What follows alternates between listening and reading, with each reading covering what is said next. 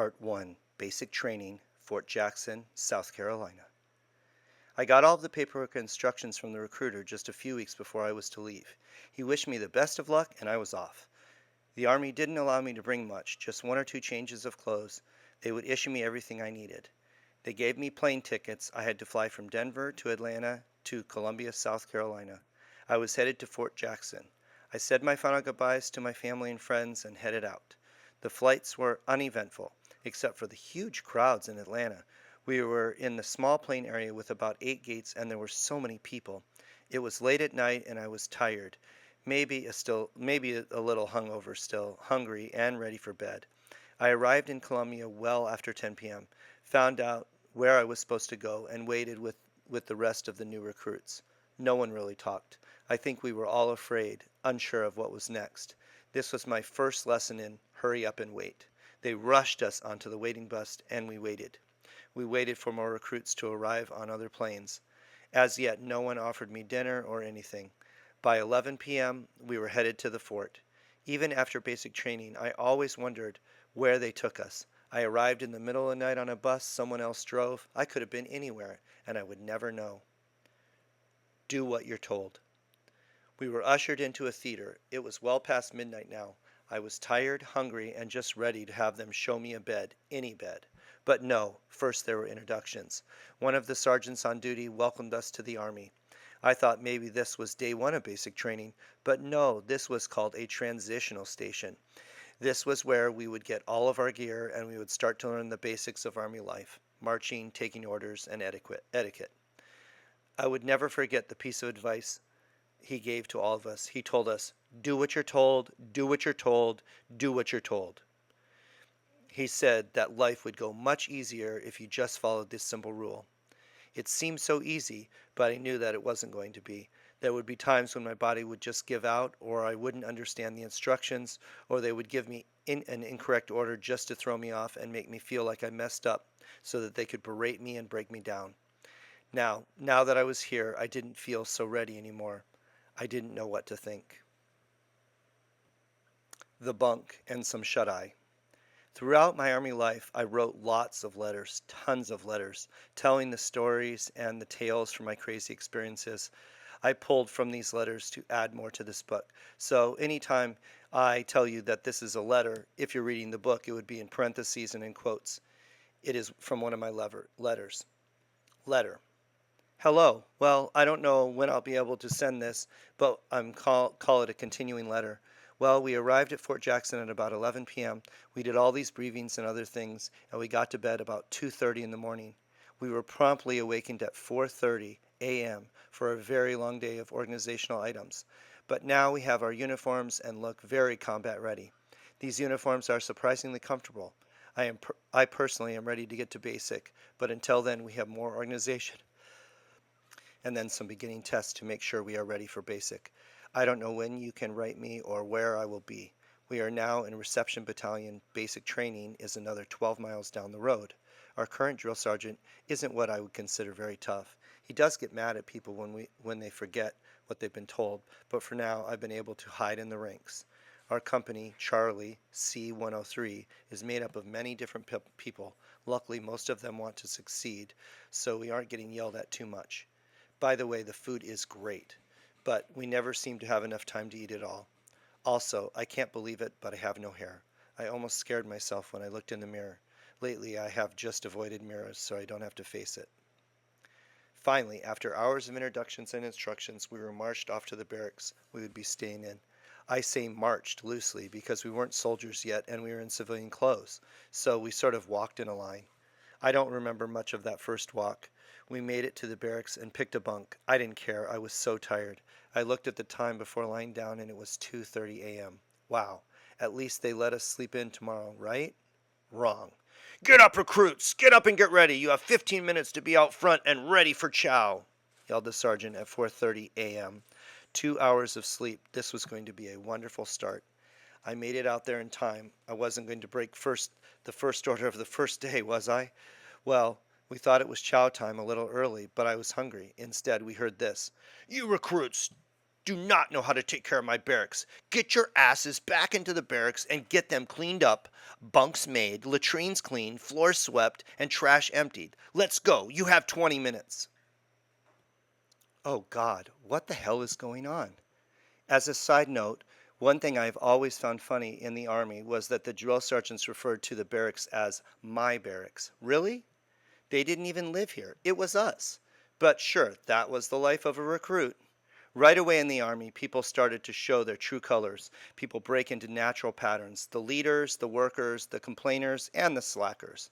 The leaders try to take charge and bark orders at everyone while they sit back and don't do any work. The workers just get it done and do what needs to happen. They are used to working and know how to clean. The complainers spend more time whining about everything. They might have a cloth or broom in their hands, but they don't use them. And finally, you have the slackers. They might go back into the bathroom, sorry, now called a latrine, and shower or shave, even though they were supposed to do that earlier. And they mess up areas you've already cleaned. The worst part is the slackers don't give a crap if they mess up your work, and they don't give a crap if they get yelled at. Those people might be the worst of them all. I think I would have classified myself as a worker, just trying to get things done. We succeeded in getting the barracks clean to the satisfaction of the sergeants, and we were off to breakfast. This was my first introduction to cadence.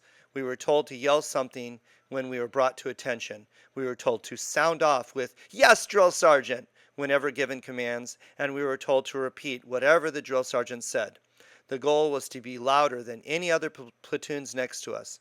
It was sort of fun and passed the time, so we marched up the hill to the chow hall. It was not a cafeteria, and we weren't eating breakfast, lunch, or dinner. We were eating chow. And it was amazing. There were loads of food to choose from in this place. I had pancakes and waffles for breakfast, along with bacon and Coca-Cola. I was waking up. Only problem was, after about 5 minutes of eating, we were told to get up and we were leaving. Seriously? I finally get some food, chow, and now I have to throw it away? Well, back outside to more cadence and more yelling. Hurry up and wait and wait and wait. One of the big reality checks for me in the Army is just how many people are recruited and going through the same thing as you. In the processing stations, we had to get our hair cut, get our uniforms, get our glasses, get our physicals, and all other little details. This requires time and a lot of civilians running the show. We entered the building and went to the first line. There were only about 100 people in this one. There was nowhere to sit or sleep, and you got yelled at if you didn't move when you were supposed to. And finally, no talking. Talk? You had to go to the back of the platoon line. It was freaky watching the recruits get haircuts. I mean, what kind of job is shaving heads for the hairstylist? For some recruits, they already had short hair. For others, it was huge swaths of hair falling to the ground in massive piles. Some of the recruits made jokes in the chair like, "just a little off the top," but the barbers didn't say much. They just ran razors over the skulls. As I climbed in the chair, I didn't know what to expect. There were mirrors in front of me, just like any other barber shop, but this was different. No scissors here. Then I heard the electric trimmer come to life, the vibration of it against my skin. And that was it. In about 5 sweeps from front to back, my hair was gone. They left me a short little bit of hair on top, and high and tight on the sides. High and tight, translation, means it's shaved to the skin. I generally didn't have long hair, but ever since I was a kid, I always had hair covering my ears because I got laughed at for my pointy ears. I remember being called Spock or pointy ears. It was embarrassing and sort of traumatic. Well, now I had no way to cover it, and wouldn't for at least 2 years. After haircuts, we were rushed to the next line for uniforms. Again, a long wait. By lunchtime, it seemed like we hadn't made much progress. I was so tired, I didn't think I could eat, but I knew I would have to hurry or else the call would come, and I would have to be up and out regardless of the food left on my plate. It is amazing how much of everything there was behind the counters at the supply station. There must have been thousands of Army bags. We each got one to hold all our gear, a pair of boots, 2 uniforms, 7 pairs of underwear and socks, and then the boot line. I tried on the boots, but I wasn't sure about them. I had never worn boots and would have preferred a nice pair of Nike Pegasus to wear every day. In the rush, I stayed with the boots they handed me. Damn. I would pay the price later for not being more forceful in my decision checking the sizing. The day finally ended with dinner. They actually let us get to bed at a reasonable hour, and somehow I avoided the first night of guard duty to get a good night's sleep. Hey, only 7 weeks and 6 days left, right? Wrong. We weren't even basic yet. Still in the transition station. Where the hell am I? Who am I? Get up, soldiers! Be outside and lined up in formation in 15 minutes, yelled the sergeant. When the wake up call came the next day, I woke up and didn't know where I was. Was this a nightmare? Was I kidnapped? And then I put on my glasses and looked in the mirror. Huge mistake. I never wear glasses, and besides that, I had no hair. I literally didn't know who I was in that mirror. I stood there dumbfounded, looking in the mirror until my bunkmate slapped me on the back to bring me back to reality. Sandbags. By the third day of processing, we had all our gear and we were ready to begin training. But apparently the Army didn't agree. We were marched out to a big field of sand and sawdust, given shovels, and taught how to fill sandbags. For some reason in the Army, soldiers are always being put to duty on filling sandbags and stacking them. It is back-breaking work. One person shoveled the sand and the other held the bag open to accept it. You were either leaning over filling or crouched to gather the sand. When the bag was full, you tied the sides and then lifted the heavy bag and carried it to where it had to be placed. I realized that day that I might be in the transition area for a long time. One soldier was talking about the fact that he had been there for over a week and still hadn't been sent to basic yet. For me, I felt ready to begin, yet was still stuck in purgatory. Ironically, this wasn't going to be the last time I had to fill sandbags, and instead it was training I would need all the way to Kuwait. Hopefully, I will never have to fill another sandbag in my life. Little did I know at the time, the big field we were preparing was to be our torture grounds. It would be where we would have physical training, PT, every morning, and various other trainings during basic. I wasn't so much afraid of the physical portion of the basic training. At 5 feet 9.5 inches and only 135 pounds, I was ready to take on the challenges and also ready to become more muscular. The bunk. You would probably be surprised how much time we spent on making our bunk beds. It is more than just a simple flip and tuck of the pillow. There are 45-degree angles and tightness levels that are critical to giving the Army bunk a uniform look, and to ensuring that it wouldn't get flipped over in a fit of rage from the drill sergeants. I realized early on that I had to have a bottom bunk. When I get up in the middle of the night, I am groggy and disoriented, and it is quite painful to fall from the top as you step off. I learned this in the transition unit where I hurt my ankle a couple of times getting down. I also realized another solution that I carried with me all the way through my permanent unit. Don't ever sleep under the covers. Many of us realized early that if you slept on top of the bed and just wrapped up in your warm-ups, you wouldn't have to make the bed every morning, and it would be very easy to get it set up perfectly. So every night I would sleep in my sweats and just wrap up in my gray Army PT jacket. When I tell people this, they think it is bizarre, but it was a lifesaver. I never once got in trouble for my bunk, and I saved countless hours of time making and remaking the bed. In the transition unit with our training sergeant, we learned the nuances of Army bed making. We learned where our laundry bag had to be placed and how it had to be tied. And we learned how our boots and athletic shoes had to be lined up under the bunk. It was all about rules and regulations, about uniformity. For me, it was easy. Just tell me how you want it and I will do it. Of course, there were many others that didn't do this. I just don't know what would possess them not to follow the rules. It was the first commandment in the Army: do what you're told. But for some reason, they insisted on causing problems. We would be walking out of the barracks to first formation and I would see them. Soldiers who had not made their bed properly, or their athletic shoes misaligned, or stuff piled on their wall lockers. Why? I would think to myself, because it wouldn't be just them getting in trouble, it would be all of us.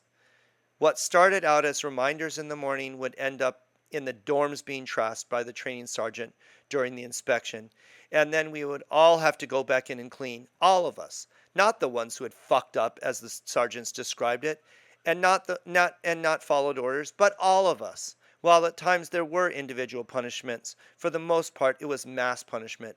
It started to wear on me, even after day 3.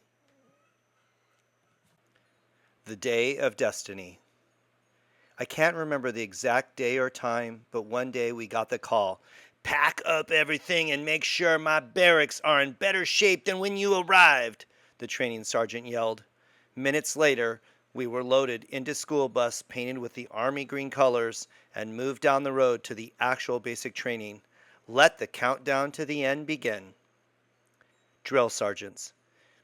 Each platoon is composed of about 60 soldiers and 3 drill sergeants. Our group was assigned 3 very different drill sergeants. There was Drill Sergeant Thomas. He looked like a cross between LL Cool J and a Mack truck. He rarely expressed any joy, and he loved to put soldiers in the dirt. "Get down and give me 20," he would say, and you would be stuck in what was known as the front-leaning rest position for as long as he wanted. The front-leaning rest position is the up position of a push-up with a flat posture from your ankles to your neck and your arms locked out. It is a very tough position to be in for long periods of time. You can arch your back to relax a little, but you will face the wrath from the drill sergeants. Anyway, Drill Sergeant Thomas was all about pain and getting things right. You knew it was going to be a long day when you could see the sun reflect from his solid gold eye tooth. This only happened when he was smiling as he issued orders for more physical pain. Drill Sergeant Smith was clearly the man in charge. He was an older white man, built super strong like one of those marathon runners, tall, lean, and muscular. This man would never tire and could run us for hours calling cadence without a break for a moment. Finally, there was the newest member of their group, Drill Sergeant Kennedy. This petite young woman reminded me of a cross between the rapper from TLC and a pit bull. What she lacked in stature, she made up for in her bark and frown. Some fellow recruits would try to challenge her more than others, but she would get in their face and yell at them until they submitted. It usually ended with the recruit in the dirt doing hundreds of push-ups and begging for forgiveness. Even through all the torture and pain, these 3 drill sergeants were there every day with us, in the morning for PT at 5 a.m. and staying well past sunset. They would get maybe 1 day off a week if they were lucky, and for every long march and run, they were there with us leading the way. At times, after basic, I dreamed of becoming a drill sergeant and following their footsteps. But no, maybe not. Arrival. Arrival at basic training was just like you might have expect from the movies. All of us are trying to get off the bus as quickly as possible, while all 3 drill sergeants were there to greet us with anger, yells, and fits of rage. We are moving too slow for them, and no matter what, we aren't doing anything right. We finally all got off the bus and lined up in formation, having learned what formation was from the training sergeant. We stood at attention, prepared for the worst, and it came. We were immediately placed in front-leading rest position and left there for a long time, while recruits that failed to stay in position were yelled at. We were told that this company and this platoon were the best on post, and our job was to ensure that the success carried through with this group. Were they really the best, or was this a ploy they always used? I guess there was no way I could have been put in the mediocre group and just tried to do the minimum, right? I wondered sometimes if they planned out the agenda for our days to the point where they had time in place for these discipline sessions, as they seemed to happen a lot, but we were never late to anything. I was assigned to Company D4 of the 13th Infantry 3rd Platoon Training Group. The barracks. The barracks were sort of like summer camp, except the wall lockers were towered in the room and divided the spaces. It was a long room with shiny floors and rows of bunks and wall lockers. At one end were the stairs where we came up next to the bathrooms, more on those later. On the other end was the drill sergeant's entrance and a table for fire guard duty. There was also a storage room on that side as well as offices for the drill sergeants. We were assigned our bunks. Mine happened to be right up at the front near the drill sergeant's area, but I did snag a bottom bunk, so I knew I would be good. When we arrived, there was a list showing us exactly where everything went in our wall lockers. All socks had to be rolled and placed on the right side of the top drawer, and underwear had to be on the left, also rolled. The drill sergeants gave us a little time to get our lockers organized, But the toughest thing was that we had to put all of our civilian stuff into a bag to be locked in storage until basic was over. This was everything from our electric razors to our Walkman cassette players to our white Fruit of the Loom underwear. If they found anything not Army issue later on in our lockers, we would pay a serious price.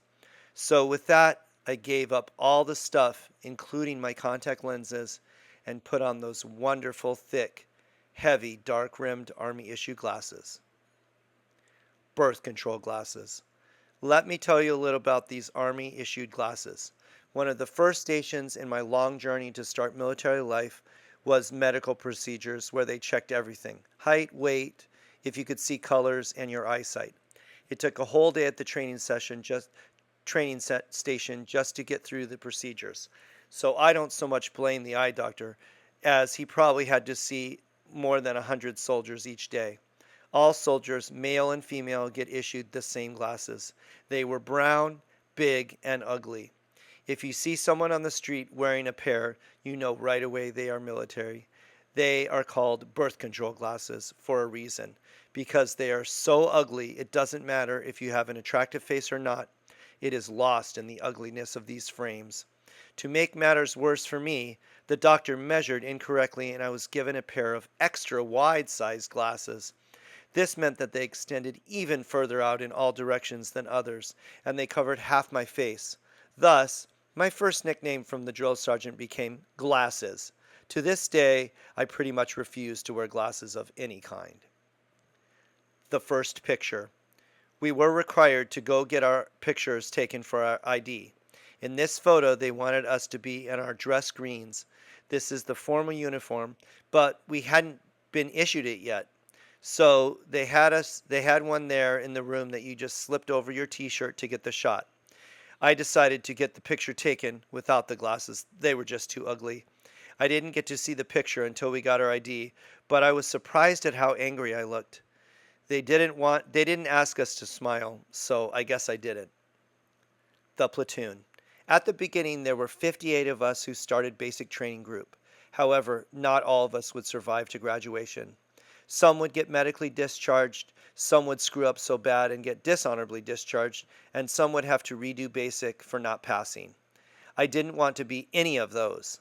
I wanted to be in and out of this hellhole as quickly as possible. The 58 of us were all from wildly different backgrounds. I mentioned the four groups already: the leaders, the workers, the complainers, and the slackers. However, spending 9 weeks together, I learned a lot more about the cultural differences between so many of us.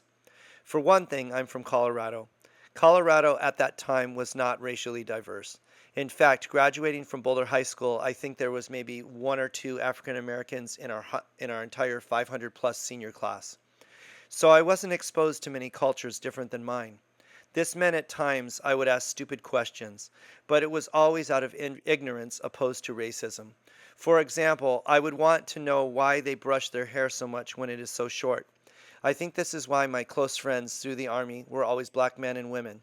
I appreciated their culture, their music, and language, and found them so interesting. However, there were many people who didn't feel the same way. There was one big southern white guy who hated black people. I heard him use the N-word on a number of occasions, sometimes even directed at members of our platoon. This led to lots of verbal arguments between some of the soldiers, but mostly it led to a lack of team cohesion. And the one thing you needed most as a soldier in a platoon is the ability to work as a team and help each other to succeed. It was tough to find people to relate to in basic. I had graduated from high school and had some college under my belt, while some of the soldiers were almost illiterate. I did become pretty good friends with my bunkmate, Green. Green was a tall, lanky black man with a pleasant personality. Nothing ever seemed to get him down, and he would take anything they threw at him when in stride. I liked that, because many times I was stressed out, and his slower approach to life helped me stay grounded. My 12-hour leadership role. Letter to family. Dear family, well, I was hoping to go in with a very low profile. This quickly failed when I was appointed to squad leader due to the fact of where my bed was located. Today was our first day in basic. It went okay. I am on fire guard duty tonight, so that is why I have a chance to write. Hopefully this letter will include my mailing address. I was told that I'm not allowed to receive food of any kind, gum, or any other big packages. When I say so, an occasional letter will be fine. Sorry, but I am just trying to follow orders. Our drill sergeant informed us his platoon has taken honors for basic for the past 2 years, so I must try extra hard to uphold that tradition. I really don't think this will be too bad as long as I pay attention to everything the first time. Somebody else is reporting for my same job to Advanced Individual Training, AIT. He was told it would start December 30th. I assume we will get out of here about the 15th. By the way, today is 19 October 88, 12:05, 12:05 a.m. I am really surprised I knew the date. It seems like I have been here forever, but I'm beginning to adjust. Not that I like this life, but I will survive. They don't give you much time to be homesick here, so that helps. Last I heard, Dodgers were up 2 games. I really hope they don't win. In basic training, they are always trying to help build leadership potential. With the current squad leader messing up during marching practice on day 1, I had the joy of being put in charge of the squad. Not good. The one thing you try to avoid is being called out or recognized for any reason. Usually it was bad, like someone who couldn't march in step or being in the wrong place at the wrong time. So my first assignment as squad leader was the laundry room cleanup. The drill sergeant told us that every morning we needed to clean the laundry room and get it ready. And because I was the squad leader, I had to get everyone down there and cleaning. The thing was, though, that we were given very little time to do this. With wake up at 0400, PT at 0430, and a little less than an hour to get yourself cleaned up and changed into uniform before the lineup for chow at 0715, there was almost no time to clean anything, especially the laundry room. So there I was at 0700 in the laundry room alone, trying to get things ready. Needless to say, it didn't go well. When the rest of the squad strolled in, there was only 5 minutes left before lineup. I was pulled from the squad line, told to do 50 push-ups, and to stay down until the last person went into the chow hall. I was removed from my squad leader position, and our group spent an hour after breakfast cleaning the laundry room to proper standards.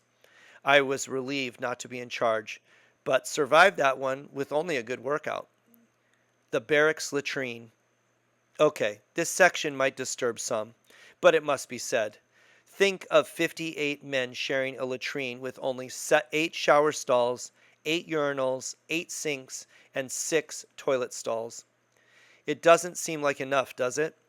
The best time to go to the latrine was first thing in the morning before everyone got up, or during fire guard duty. If not, other soldiers would hound you while you were trying to take a shit. They would use the same lines as the drill sergeants. Hurry up, pinch it off! Yes, a disgusting visual when you think about it, but we are all rushing around and waiting, and there wasn't even time to sit on the toilet properly. Other soldiers can be so disgusting and lazy as well. I mean, if you shave at the sink, why the heck can't you rinse the razor shavings and cream down the drain? I hated latrine cleaning duty, which just sucked. Way worse than the laundry room duties. I mean, flush the toilets. If you pee on the seat, clean it up. If you drop part of your soap in the shower, pick it up so it doesn't clog the drain. It is basic cleanliness. Each squad rotated duties every few days, so I received ample opportunities to really analyze the idiots and their personal hygiene issues. Going into the showers with all the other showers was also rather uncomfortable. There were some soldiers that just towered over me at just average height, and some, like a few of the black men, were built like a wall with muscles bulging, and loud, deep voices that just made you cower as you walked in. Not only that, but there was not too much light in the shower area, which was good in some respects because I really didn't want to see all the naked men, but it also made it rather intimidating going in there because you heard so many stories about not dropping the soap or other things when you are in a situation like this. The experience made me realize just how different everyone can be.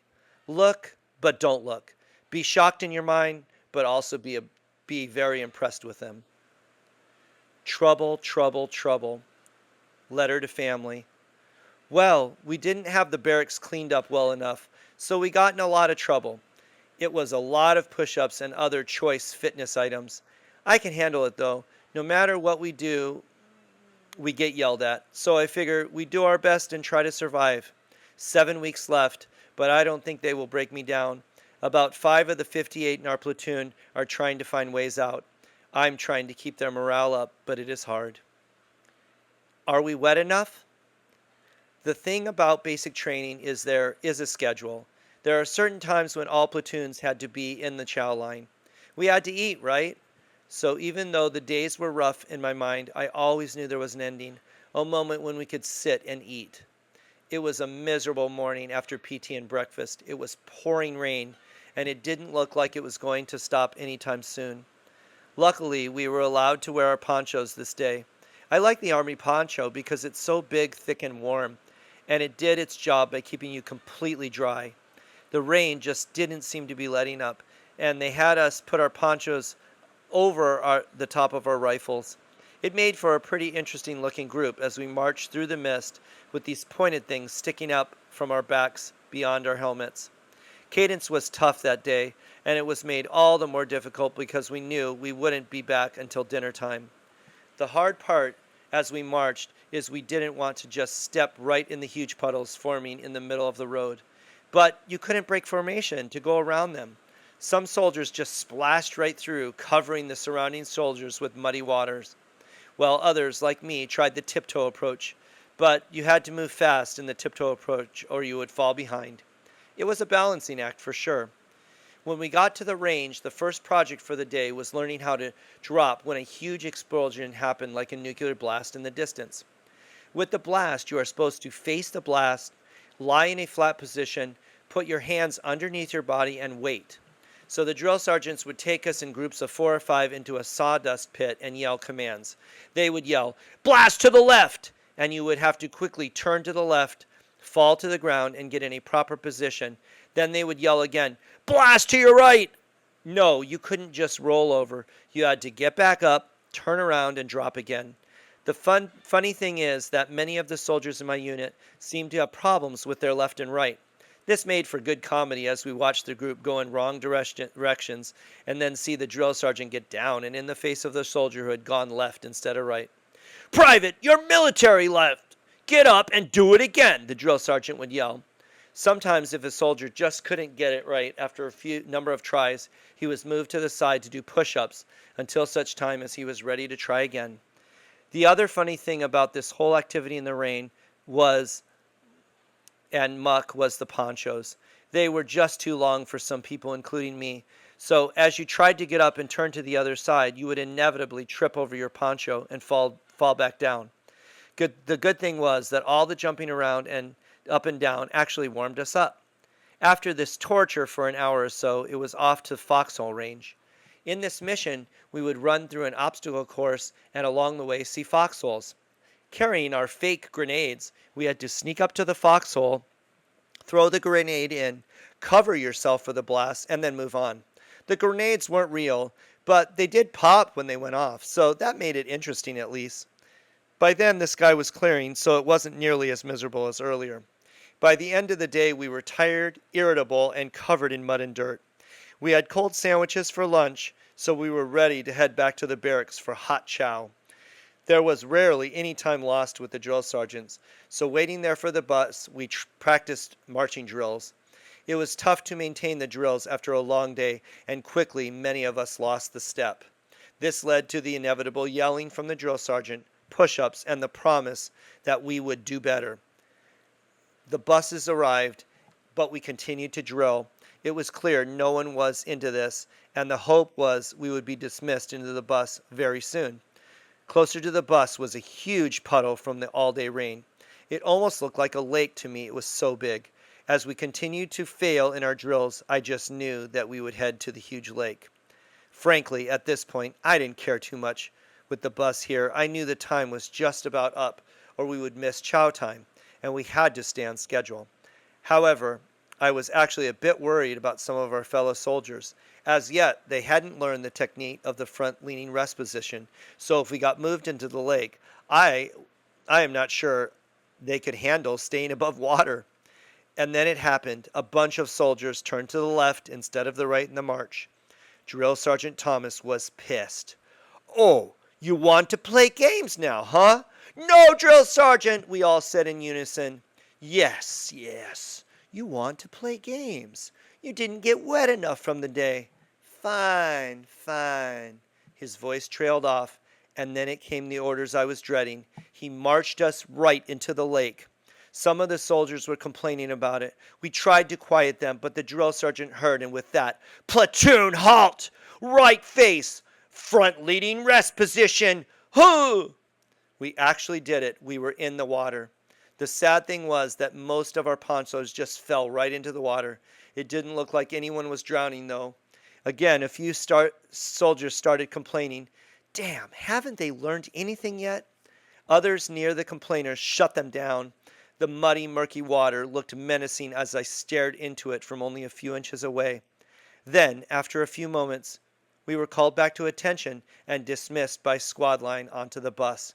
We were tired, wet, and hungry, but we had survived. Having the bus waiting there, I am sure saved us from what could have been so much worse. But wow, I really didn't think we were actually going into the lake.